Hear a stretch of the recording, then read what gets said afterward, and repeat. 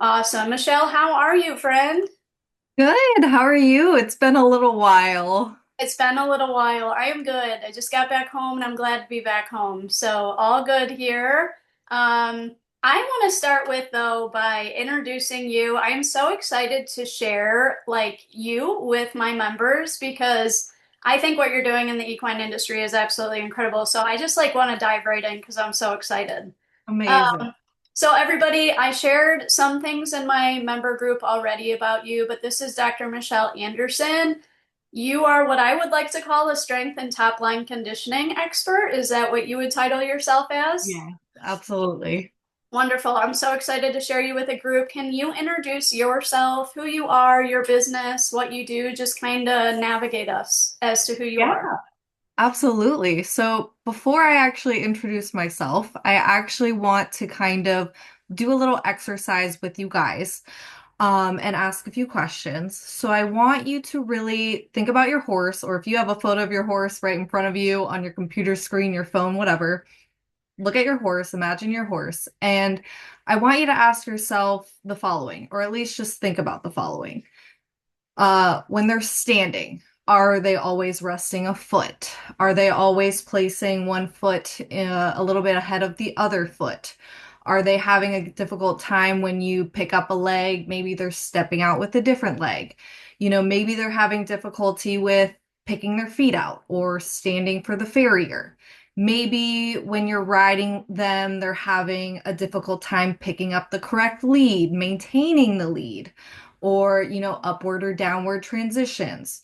Maybe they have arthritis, kissing spines, sticky stifles. All of these things are not training problems. They're all strength and balance issues.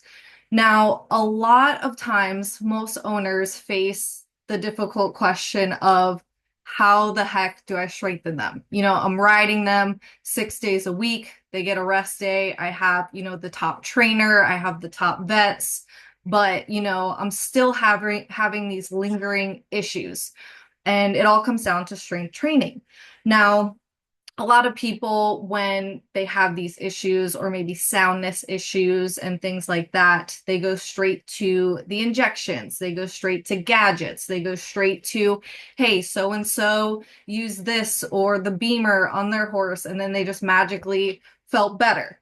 Or, they spent thousands and thousands of dollars sending them to a rehab facility, but then they end up becoming lame again, injuring themselves even worse, or retired early. So, and when they've had so much potential to overcome all these things, no one just really knew what to do. So this is kind of where I come into play. So I'm Michelle Anderson. I'm a doctor of physical therapy as well as a certified equine rehabilitation therapist. So I started off with doing physical therapy with humans. And then I've always had, just even going into physical therapy school, the mindset that I'm going to be working with horses and dogs. Horses came first because they're, my first love. So working with the horses, I've noticed when I did the rehab care that there was still a gap between rehab and then return back to sport. So, or a lot of times just the retired horses, even though some owners are like, hey, even though my horse is 25, they have so much life and they love their job and they want to keep going, maybe even as a trail horse. So I found myself, falling into with these owners where there's just some missing piece. They conditioned the horse, they went through the whole rehab process with the vet. However, and they were cleared for work. However, they weren't strong enough to return back to, jumping that meter, performing the pee off, running the barrels. Like there was just some type of disconnect, and I could not find anywhere anyone who was doing that in the middle piece, which is very, very vital. Because even though you get the okay to go from your vet, that means that, okay, the injury has resolved itself, has healed, but your horse still is not strong enough to be able to do what you asked for them before the injury. And a lot of times, those injuries are overuse injuries from the body compensating, which ended you in that place to begin with. So we kind of had to find that rehab of strength training to get you to, whatever your goals are. So that's kind of where I fell into this. And I started getting away from the rehab part and mostly focusing on the strength and conditioning part. So I focus primarily on the top line because that is, foundational. The top line runs, from the pole down the neck, down the withers, the back, all the way to the tail. It is all those muscles, and it's very important that those are strong to be able to allow them to use their body correctly in whatever it is. Even if you're just trail riding, you don't have to compete at those high levels. It's you doing the repeated activities, even if you're going on the same trail, going over the same hills. If your horse is not strong enough on those foundational, those small little tiny muscles, they're still going to end up with overuse muscles. They're still going to end up compensating. They're still going to have that reoccurring lameness until you start to target those things. And a lot of my experience does come from humans because unfortunately there's not a ton of things in regards to strength and conditioning as much as humans. So I kind of take my knowledge from working with us, and because we can actually communicate using words to see how we're feeling in our body and then applying that to the horses. And I have just seen exponential changes in, all of the horses that I've worked with. And I just have kind of made that my mission now of just kind of filling in that gap and focusing on the top line. Thank you for sharing that. I actually want to ask you a little bit too, because I think some of my members will want to know more about your programs and how long does it usually take to see improvement in the top line or in the horse itself with your programs? Can you talk to me more about that? Every horse is different, of course, so I can't just do a cookie cutter approach and say, okay, your horse is going to be beautiful in the next, 8 weeks. So, but on average, usually most horses start showing the signs of early changes in posture and movement quality within the first month. And then it can include things such as a softer neck, a back that looks less dropped, longer steps and strides, easier transitions, and, less tension overall.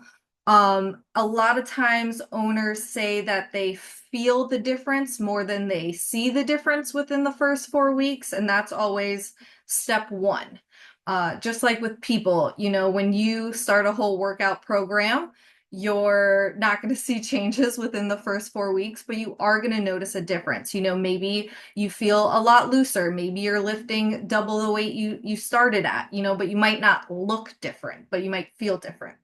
And then usually by week 8 is when we start to see the visual top line changes. It, like I said, kind of depends on the horse's starting point, their history, as well as the consistency with the owner. So the owner has a lot to do with it. Of course, the horse isn't just going to go out into the field and say, all right, we're going to do my carrot exercises, so it's really important that the owner stays consistent. I'd rather prioritize you being consistent with even 3 days a week than inconsistent with, 5 days here, 1 day here, 2 days here, then you leave for vacation for 2 weeks, it kind of throws everything off. And then within those 8 weeks, usually you start to see the muscles start to develop in front of the withers, behind the hind end, especially, as well as the back looking a little bit more supportive instead of hollowed, which a lot of horses unfortunately experience. But more significant top line changes happens after about 4 months. So around that 16-week period, which is where my program, I have a 16-week program. All of my programs are 16 weeks. Um, but usually by week 16th is where you really start to not only feel the strength, but you see it. The riding is completely changed. A lot of whatever we had worked on, whatever the issues were, whether it's picking up that right lead canter that they're having such a difficult time with, it becomes smoother, it becomes less choppy. Maybe they can hold it a lot longer. Maybe they look more collected and more round instead of inverted with their head held high.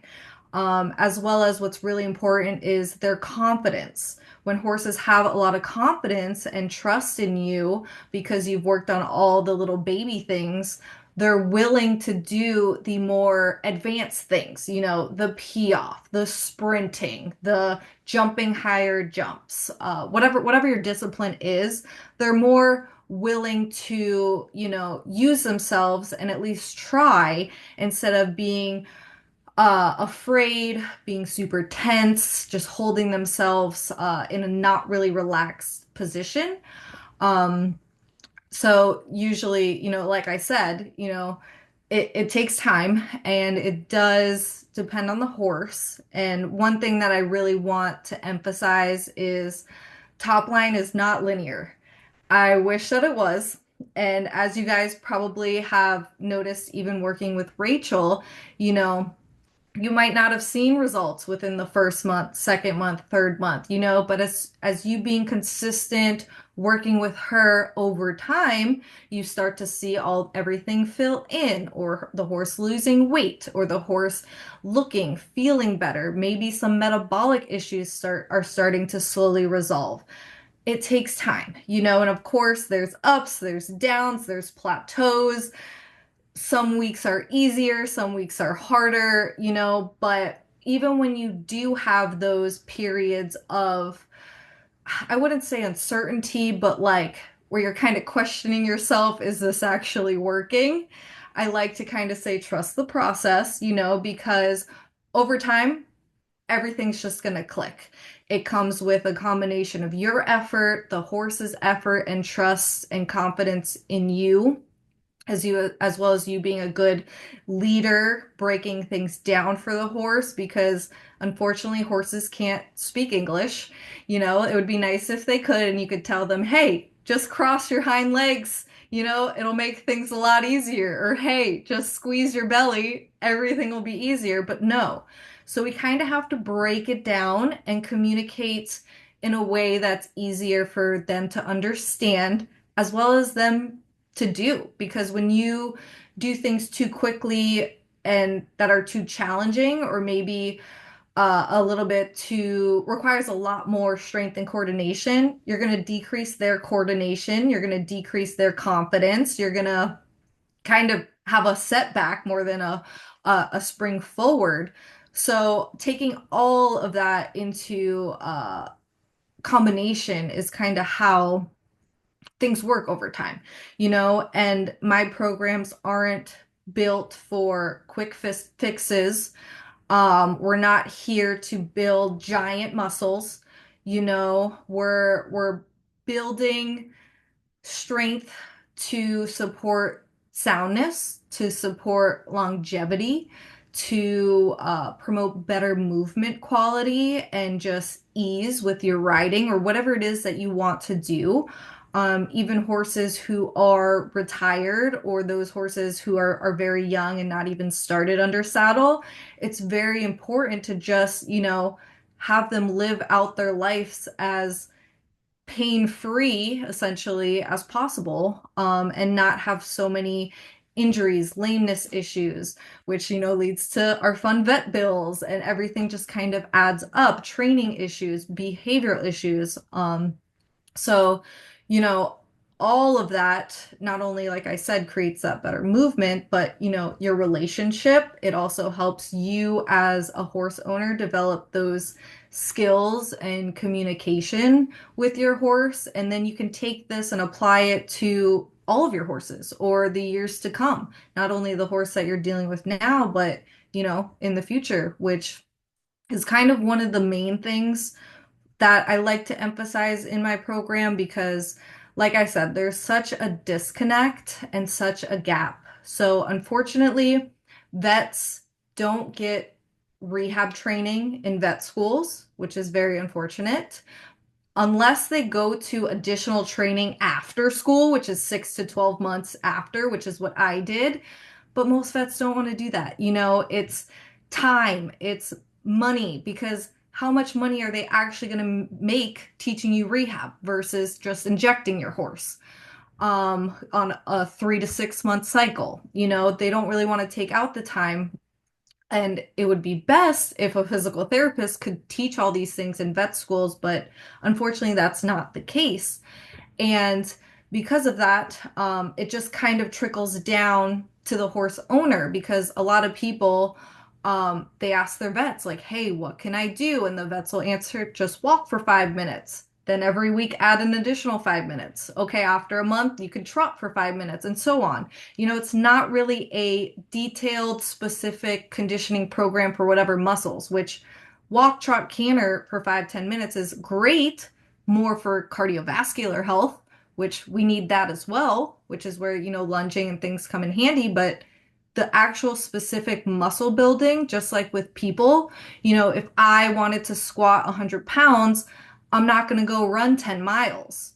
I'm going to get the squat bar. I'm going to grab 10 pounds, squat the 10 pounds, and every, 2 weeks, maybe increase 10 pounds. And I'm going to do that, 2, 3 times a week. I'm not going to do it every single day because then that sets you back because then you're going to be sore and then you're going to have issues. Then you're going to have the other extreme of doing too much and not having a rest period. So it's kind of hard. And so that's kind of where I come in with my program. I think of this as like a full mentorship program. So I usually like to start off with an assessment. So I look at how your horse is moving both in and out of the saddle. Now, depending on if your horse is under saddle or if they're on restrictions, whatever, we'll figure that out. But I like to see how they're moving. I'm looking at their compensations. I'm looking at, upward, downward transitions, range of motion, balance, strength. Are they able to hold themselves with just their body weight? Yes or no. If they're not, and you add a rider, it just makes it that much more challenging. It's like, yes, your goal is to squat 100 pounds, but if you could barely squat your body weight and you go to squat 100 pounds, you're not going to be able to do it. You're going to be compensating. You're going to be so sore the next day. Same thing with your horse. And then once we get that assessment done, I like to kind of base all of that into the exercise program. Now, that's designed specifically on, like I said, their age, their discipline, their past medical history, everything that we found during the assessment, and then apply it and work on it.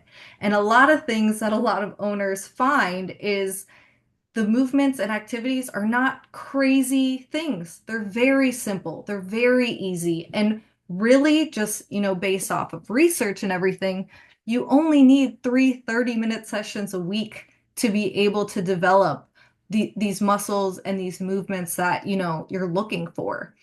And then I also like to include in my program attention management program. So any areas of discomfort, pain, stiffness, we're going to target all of that. And that can include stretches, that can include taping techniques, Graston techniques, massage techniques, pretty much whatever we need to help kind of get your horse to relax a little bit more is what we'll work on. And especially if, your chiro or your body worker is always working on the same thing over and over and over and over again. We don't want to do that. We want to decrease that, so we will be working on that. And instead of, your body worker chiro coming out every month, 2 months, 3 months, you're filling in that gap and basically prolonging whatever they had worked on to do it, maybe every 6 months instead of every 3 months. It's to help the horse during those little periods. And of course, there are exercises and activities that you can do by yourself. It's nothing crazy. And everything in my program, basically, you'll be following along with and tracking in my app. It comes with instructional videos, written explanations, photos, everything all in one area. So it's not like a guessing game, because I remember even when I started, I could not find any YouTube videos on what I'm looking for. It just doesn't exist. So I kind of, created all that just to make everything easy and as simple as possible for you guys to do.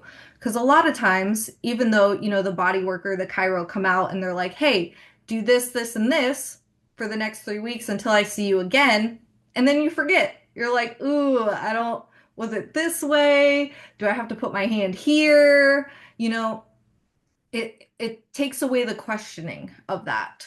So I like to, a part of my program include, direct access to me.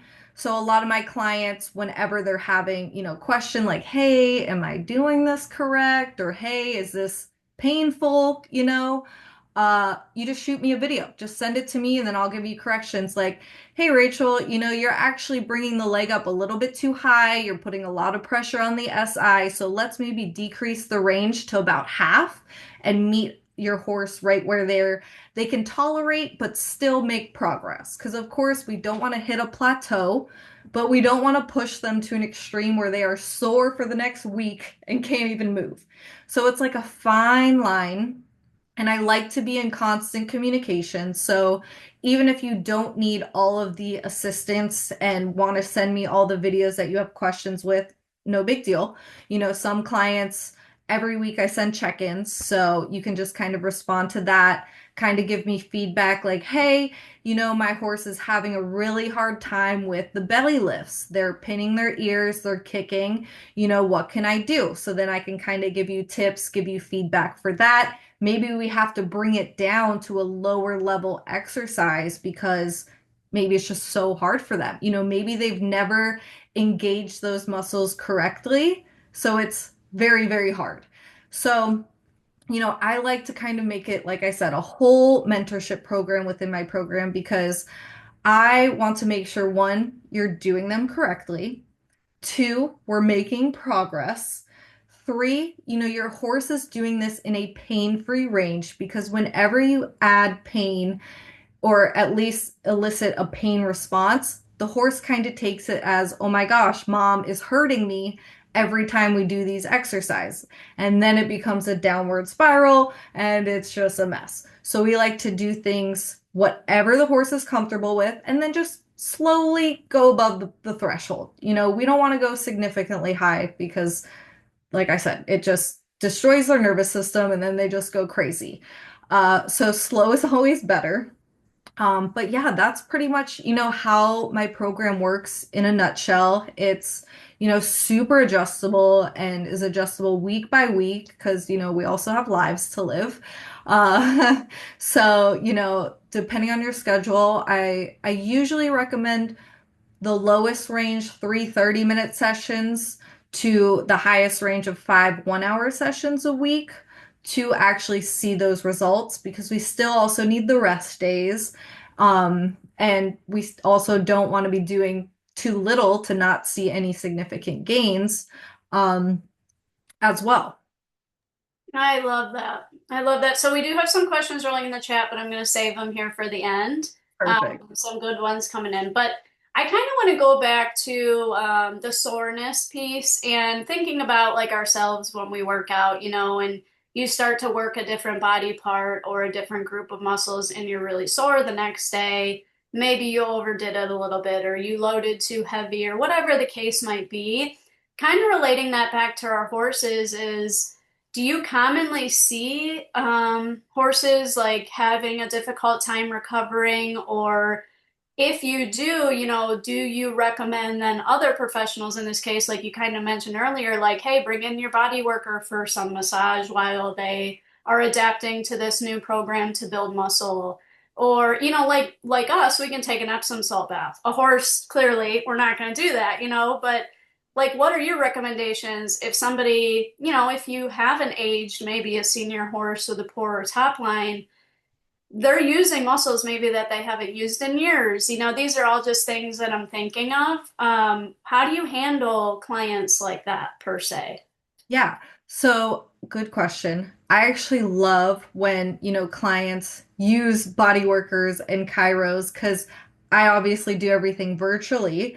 So they're kind of my hands and they see and pick out, and especially if they do written reports, I love it because then you can kind of send it to me. And I like to work hand in hand with, the chiros, the body workers, the vets to feed off them because it's so important to have a team approach and not have 10 different people doing 10 different things trying to accomplish the same goal. So I like to work together. So it sort of depends horse by horse, as well as, your finances as well. But those horses usually who get, like you said, they're using the muscles for the first time, maybe ever, or in years, they're going to be sore. So a lot of times I kind of do like a ramp up process through my program. So it's going to seem fairly easy at the beginning, but it might be really challenging for the horse. So the horses, they speak loud and clear. It's whether you want to listen and understand their communication or not. But when they're sore, they will let you know. And we can either adjust, either like I said, through the tension management program, we could add tape, we can stretch, we can do our own massages. But, if you do have the finances, of course, you can add in the body worker. Maybe the body worker says, "Okay, his left pec is a lot more tighter than the right. Let's, they'll kind of tell me, let's focus a little bit more on correcting that. Or maybe one's bigger than the other. Let's kind of create more symmetry throughout the body." So I am a big fan of using all the body workers and the chiros. I think they are very important. They do go hand in hand, especially because I'm not there to do that for you. But you don't necessarily need it.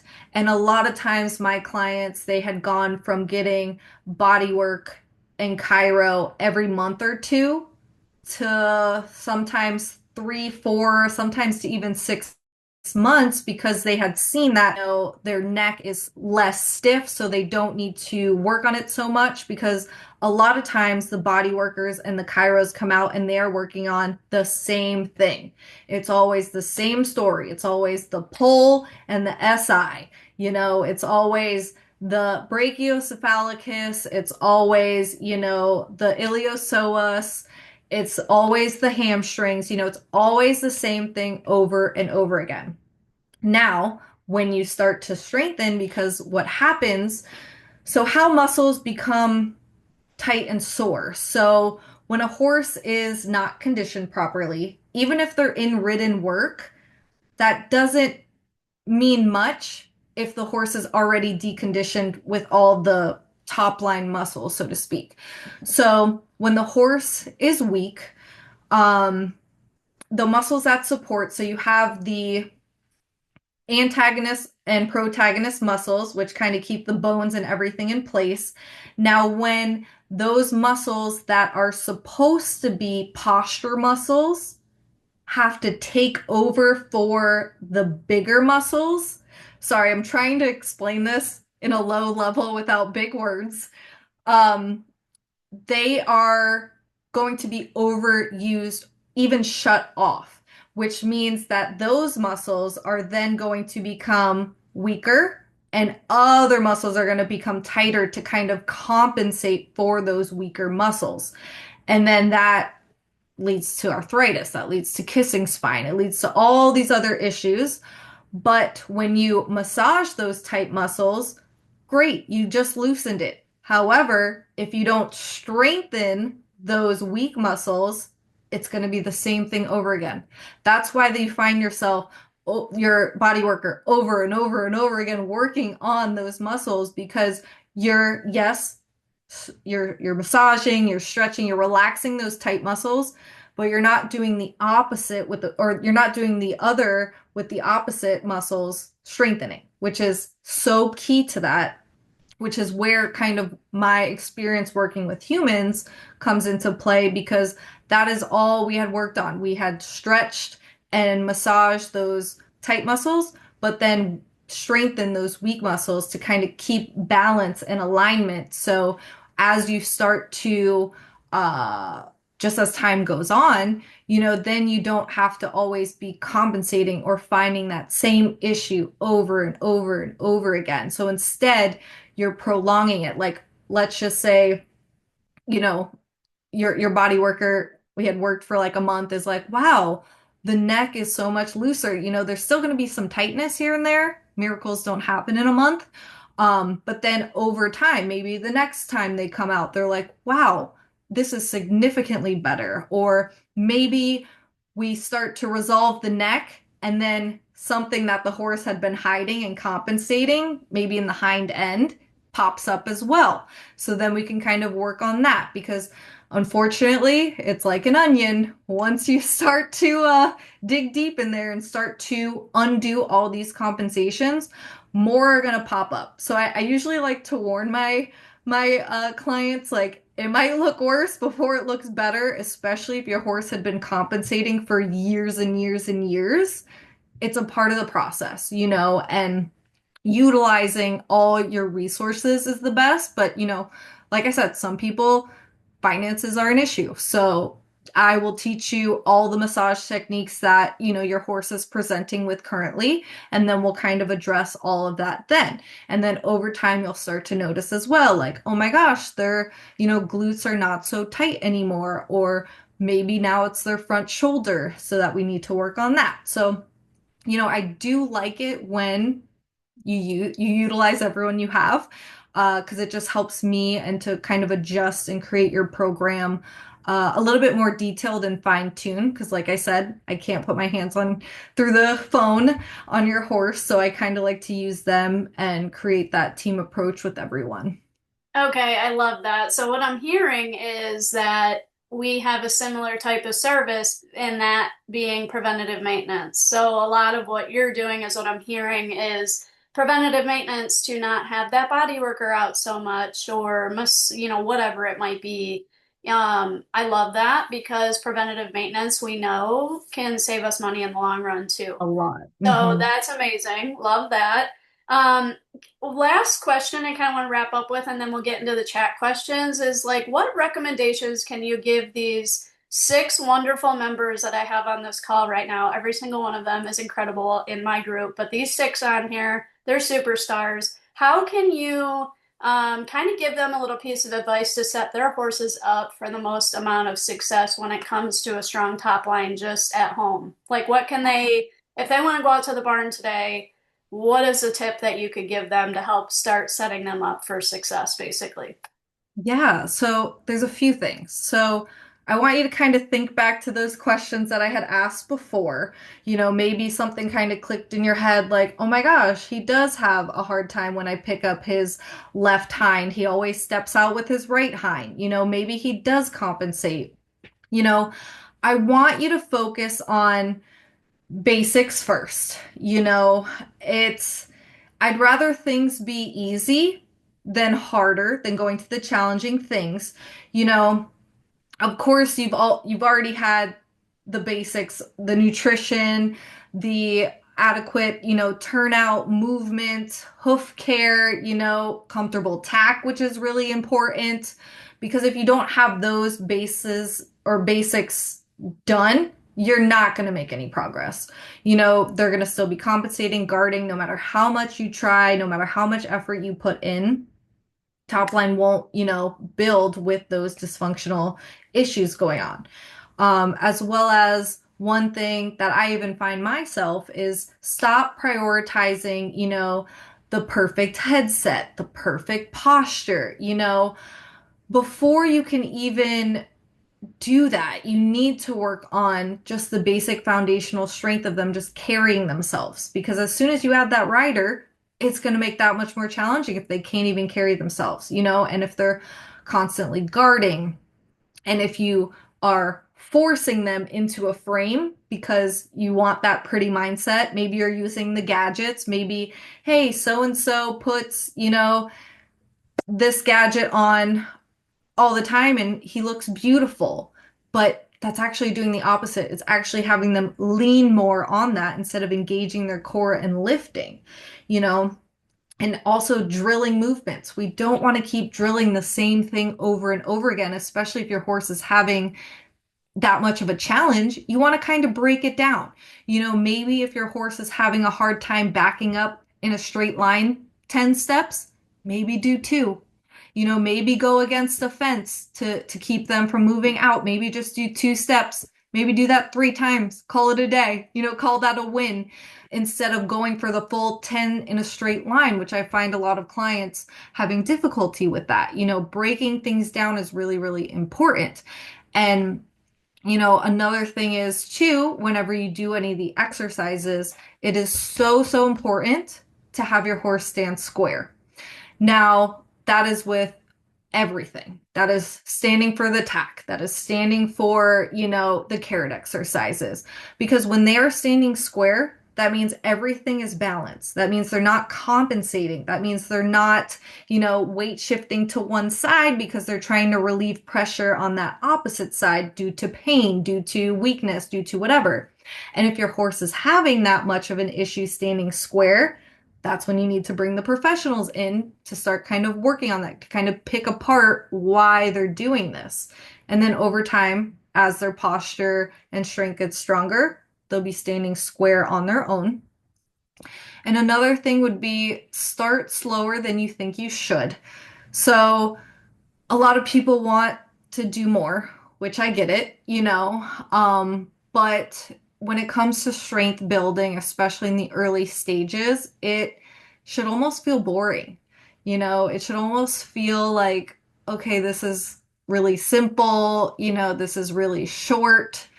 Um, just because it helps you understand, it helps the horse understand, it helps kind of regulate your horse's nervous system as well to kind of help them feel safe enough to try new movements, to try new strategies instead of bracing with the old ones that they've had, and like I said, when you break things down, um it's helping you to communicate better with your horse because like I said, they don't speak English. And even though I'm guilty of this as well, I'm just like, how are you not, backing up in a straight line? Like it's so easy. You just literally back up. Like, how do you not understand? But they don't. And it's kind of, putting yourself in their shoes, so to speak, and just thinking like, okay, why is this hard for them? Why are they, is it me who's communicating maybe not clear enough? Maybe it's too hard for them. Maybe I need to break this down. Maybe I need help. Maybe you need a partner, to help guide their hind end. And through repetition, because horses are smart, they're going to learn over time, like, okay, when you ask for this, this is what you're talking about, and it's really important to praise right away. Even if it's the slightest trying praise, because then the horse knows, okay, that is what you had been asking for, and that's what you wanted, instead of like, oh, you only stepped 5 times. Like, this is so frustrating, Patience is key, okay? And not being frustrated because that whole frustration, because horses feed off of your own nervous system as well, kind of tells them like, oh my gosh, I'm doing this all wrong. Like I'm a failure, and then it shuts their nervous system down and then they stop trying, they become lazy, they don't listen to you because they tune you out because they know, oh, mom's just gonna get mad or dad's just gonna get mad at me because I can't step 6 times, even though I don't even know what they're asking for, you know? And another thing would be working at a saddle, especially if your horse is having difficulty with activities under saddle, that just means it's hard for them. And a lot of times, people and trainers, they're like, just keep pushing, just keep trying, just keep kicking them. They're just lazy, they're just left, right, whatever. No, it's them telling you that this is very hard. And even to you, if you're like, trotting is easy, it might not be for them. I have just seen too many horses where, especially they're sound trotting without the rider, and then you put a rider on and they are just head bobbing like crazy. I'm like, something is going on. And you kind of have to pick it apart, just be aware, be present, and the last thing I would say, would just be, just be patient, be present, uh you can expect from them, but you have to also communicate well with them and break things down in a clear manner because, like I said, they don't speak English. They really have no clue what the heck you're asking of them. So you kind of have to, because you're using just body language. That's really all it is. Some verbal, but mainly body language. So that would be my tips, a bunch of tips, but yes. That's good. That's good. Especially the I haven't ridden consistently in a number of years, but thinking back to when I was riding more frequently, if Katie was struggling with something, it never even dawned on me, and this is why I love that I have you now, to maybe get out of the saddle and do it on the ground. Like that is such a good point and so easy to get caught up in the I gotta get on, I gotta do this, I gotta make sure we nail it. So it's all about, the reps and then just adding and then being consistent with it and also being consistent with your cueing. You want to make sure it's the same thing every single time. And especially working in hand, if you use a certain word for whatever it is, you want to make sure you're using the same exact word. Or, for example, when I see people like lunging, if you making a clicking noise means trot, don't make the kissing noise. Or if your kissing noise is canter, don't make the clicking. Like it has to be so clear and so consistent. Like I even have a paper of all of my words so that I make sure that I use the same exact words every single time so I'm clear. Even like whoa and ho. You pick one. Just pick one, make it crystal clear, dumb it down, pretend you're talking to a 5-year-old, which I kind of like to think of it that way. Like, how would a 5-year-old understand this? Even if it's a complex movement or task, how can I break it down to simplify it so easy that a 5-year-old can understand? That's kind of how you have to think of these things because they essentially do have a brain of like a 5-year-old. So, Yeah, I break everything down I and love, yeah, focus yeah, a it's lot true. on even just the in hand, even when, let's just say you're riding, which a lot of my clients get very surprised when, let's just say their horse has a lot of difficulty with cantering on the lunge, and we hadn't practiced canter work in maybe 4 weeks but we did a lot of in hand, in ground activities. And then the horse can just pick up the canter right away without any. And I'm like, yes, because we broke it down, we told them what we're looking for, and we built those muscles to support the canter work. So that's why. And then now that we got that canter, we can start building for the endurance part of it. Love that. Yeah, it's really just setting them up a good foundation to be able to do those movements. That's great. Thanks for touching on that. Laurel has a question for you. She says, I'm in a small backyard setup with no arena and poor footing during the muddy season. How is best to proceed with strengthening and adding workload when there are weather ups and downs with lack of access to good footing? Yeah, good question. So I have a lot of clients, especially in Canada. So wintertime is very rough. I like to because unfortunately wintertime is where I see a lot of decline in strength, a lot of decline in top line because they're in the same situation as you. They don't have a covered arena. They don't have good footing. You know, what I do with my clients is we kind of set up whatever works for you and whatever like items you have available and stuff. If you have even like a covered just shed or covered area, even if it's just the size of a stall, because a lot of my clients in Canada, we work in the stall a lot. And you can do a lot even just, lifting and holding the legs, that's still working on balance, that's still working on core. You don't necessarily need to have a million ground poles, risers. Like you don't need all of these things. Yes, they help and I love them and I have them all, but you don't need it. In order to do all the basic activities, you really don't need anything but, a safe little, 12 by 12 area to kind of work in. And even working on shoulder in or circles in the stall. It's actually a little bit helpful to do that. Activities like that. Like It's when you kind of simple it down as easy and as simple as you can possibly get, you can work in literally any and every environment. It kind of depends on how tolerant you are with the cold, and rain and stuff.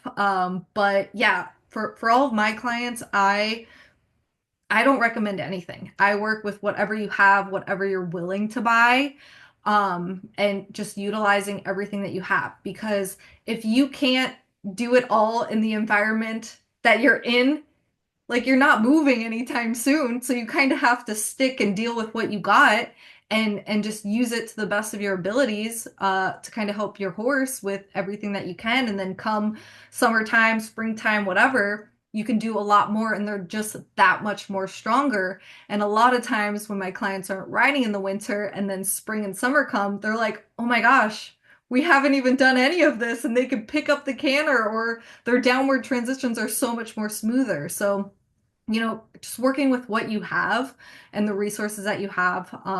Even if you're working in close a small area and you even want to invest in some balance pads or something, those are pretty good. You can buy them off Amazon. You don't need to buy the $200 ones. You can buy the $20 ones off Amazon. Totally fine. So you can kind of utilize things that you can use in more of like a static or stationary area, which is totally fine. Or if you're even able to bring, a pole or you don't have poles, I recommend going to Home Depot, buying a PVC pipe for literally $10, cutting it in half, then you have two.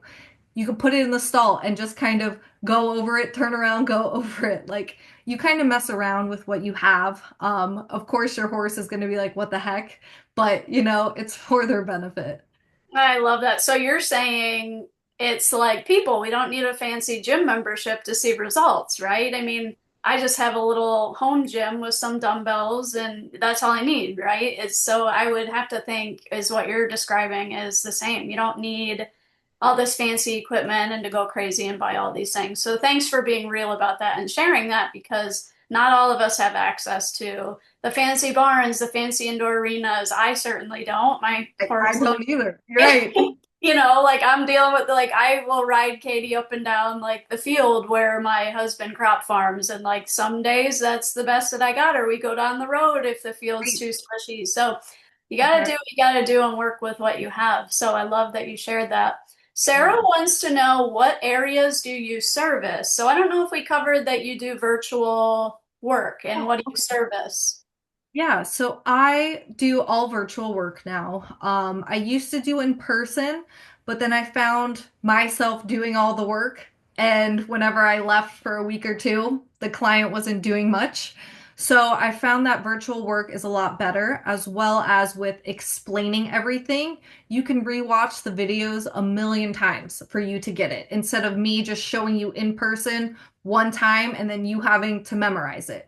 So I do everything virtually, and it also gives me a good baseline with tracking progress, because even with myself, when we see our horse every single day, we have no clue how much progress our horse is making. So tracking it and, redoing the assessment videos and photos every 4 to 6 weeks is what really clicks for us, because then we kind of see all our hard work paying off, just like with you guys with nutrition. You probably didn't even notice a change the first, 1, 2, maybe even 3 months, but by month 4, you're like, whoa, who is this horse? Like, he looks completely different. And if you were good about tracking photos, you can just see the progress and the linear changes throughout their body. So that's the same thing with the workouts. So yeah, I do everything virtually, and that's kind of able for me to work with you consistently. So like I said, if you, let's just say your horse has a hard time with buttocks, you can send me a photo or a video and I could say, hey, okay, they have a lot of tension in their SI. As soon as they lift to get that threshold, it's pulling. So we need to kind of support that area. Let's add massage, let's add taping, let's stretch that area, and let's maybe lift half the range. So in a comfortable range. So as soon as you feel your horse wanting to walk away, that's your threshold to stop. So we kind of adjust that way. And it's just worked out a lot better than doing things in person for me. And you're in California, correct? Yeah, I'm Yeah. currently in the Bay Area, California. You're in California and you work with clients all over the US, right? All over the world. All over the world, all over the US. Okay, that's great. Wonderful. Jamie, though, wants to know. Sorry, I'm breezing through these because I know some people are on lunch break and they probably want to catch their Yeah, questions. go for it. She said, I missed the beginning, so I apologize if this was already asked, but can we do the program if there are no concerns, just to keep our horses in good shape? So I do have a generic program, yes. So that is all very basic activities, exercises for you to do. The only thing it requires are 4 poles. Everything else is all done by yourself. It also includes, workouts for the riders. Same thing with my custom programs. I have workouts for the riders because we both need to be in shape. We are a team. And I've just found that when the rider's working out and the horse isn't strong, imbalance, or if the horse is working out and the rider isn't strong, imbalance again. So just having both of you guys strong is really important. But my generic program, very basic, very good for horses who don't have, any issues, any concerns, any vet problems, who, in ridden work, not ridden work, retired, pretty much anyone and every horse. That's really good program as well. A lot of my clients really like that program. But those who need a little extra help, and guidance, what I would probably recommend more of the custom program, especially if there's certain things, maybe riding issues that you're having, or, just issues like backing up, or past medical history of injuries or something that might be contributing to things currently, or the mystery lamenesses. A lot of times are muscular imbalances. So that's where the custom program would probably go in because it's more catered to all the detailed issues that your horse is having, as well as, like I said, once we start to undo the compensations, more things are going to pop up. So then we address all of those, in real time instead of going through a generic program that might be focused, let's just say, hind end general, front end general, but your horse is really lacking left shoulder development. Any other questions, you guys? I wrote that in the chat. If we have one final one, we could wrap up with that before we go. But Michelle, while they're thinking of maybe more questions, how can these guys get a hold of you if they want to reach out to you? Look at my website. You can look at all the testimonials. You can stalk my Instagram and, look at all the virtual testimonials there as well. But, it's, I did put your social handle in the chat, I think, as well. Dr. oh, Michelle Anderson, the perfect. Michelle Method. So hopefully they can find you that way if they put it in the search on Instagram or Facebook and all the places. Michelle, Amazing. I thank you so much for that great deal for my members. I know here's some comments that we're getting in the chat is thank you. I will be reaching out soon. Definitely interested in the program. No questions here right now. Wow, thank you. Please send link. I mean, people are pumped about that deal, so thank you so much for that. Liz, Yeah. I have to share, Liz is my comic relief buddy here. She says, how do my horses keep finding ways for me to spend money on when I don't even ride them? So It's, love that. yeah. It's Yeah.